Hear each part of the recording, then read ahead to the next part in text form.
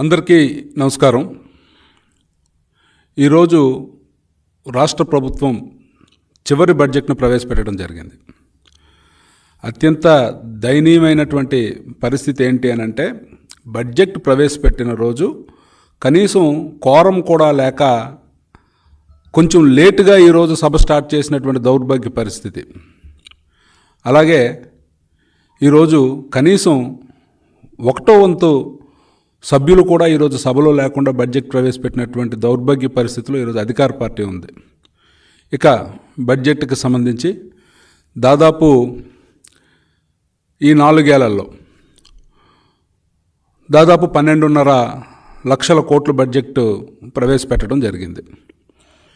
12.5 లక్షల కోట్ల బడ్జెట్ ప్రవేశపెట్టినటువంటి ఈ ప్రభుత్వం ఈ రోజు వరకు చూపించినటువంటి లెక్కలు, మేము ఇది చేశాం అది చేశామని చెప్తున్నటువంటి ఈ అధికార పార్టీ కేవలం 2.5 లక్షల కోట్లు మాత్రమే డీబీటీ ద్వారా కార్యక్రమాలు చేశాము అని చెప్పి పదే పదే చెప్తుంది. మరి మిగిలినటువంటి డబ్బులు ఎక్కడికి వెళ్ళాయో ఈరోజు కాగు కూడా తెలియనటువంటి పరిస్థితుల్లో మన రాష్ట్ర ప్రభుత్వం ఉందని చెప్పుకోవడానికి మనందరం కూడా సిగ్గుపడాలి. అన్ని వ్యవస్థల్ని నిర్వీర్యం చేశారు. ఈరోజు మీరు అవలంబిస్తున్నటువంటి ప్రొసీజర్స్ వల్ల అనేక రకాలుగా ప్రతి ఒక్క వ్యవస్థ కూడా నిర్వీర్యమైందని మరి చెప్పక తప్పనటువంటి పరిస్థితి ఈరోజు ఉంది. ఉదాహరణకి ఒక రైతుని మనం తీసుకున్నట్లయితే ఈ 5 ఏళ్లలో మీరు రైతులకి ఇచ్చినదెంత, మీ వల్ల రైతులు నష్టపోయినదెంత ఒకసారి మీరు చెప్పాల్సినటువంటి పరిస్థితి ఉంది.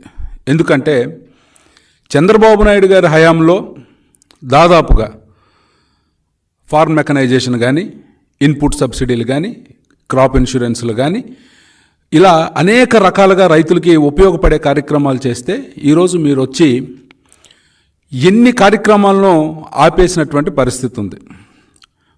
ఈరోజు ఒకసారి మీరు పెట్టినటువంటి రైతు భరోసా కేంద్రాలను తీసుకుందాం. చాలా గొప్పగా ఇన్ని వేల రైతు భరోసా కేంద్రాలు పెట్టాం, ఇన్ని రకాలుగా రైతులకు ఉపయోగం చేస్తున్నాం అని చెప్పి పదే పదే చదివే బొగ్గన గారు ఒకసారి ఆలోచించుకోవాలి. మీరు రైతు భరోసా కేంద్రాలు అని మాట్లాడుతున్న సోకాల్డ్ వ్యవస్థ అసలు ఎన్ని సొంత బిల్డింగుల్లో నడుస్తున్నాయో ఈరోజు మీరు చెప్పగలరా? కనీసం ఏం జరుగుతుందో రైతు భరోసా కేంద్రాల్లో మీకు ఏమైనా తెలుసా? ఒకప్పుడు రైతులకి పెట్టుబడిగా ఏదైతే విత్తనాలు ఎరువులు ఇచ్చేవారో ఈరోజు రైతు ముందే డబ్బులు కట్టి తెచ్చుకోవాల్సినటువంటి పరిస్థితి ఉంటుంది. అవైనా సకాలంలో ఇవ్వగలిగే పరిస్థితి ఉందా అంటే ఈరోజు అవి కూడా లేవు.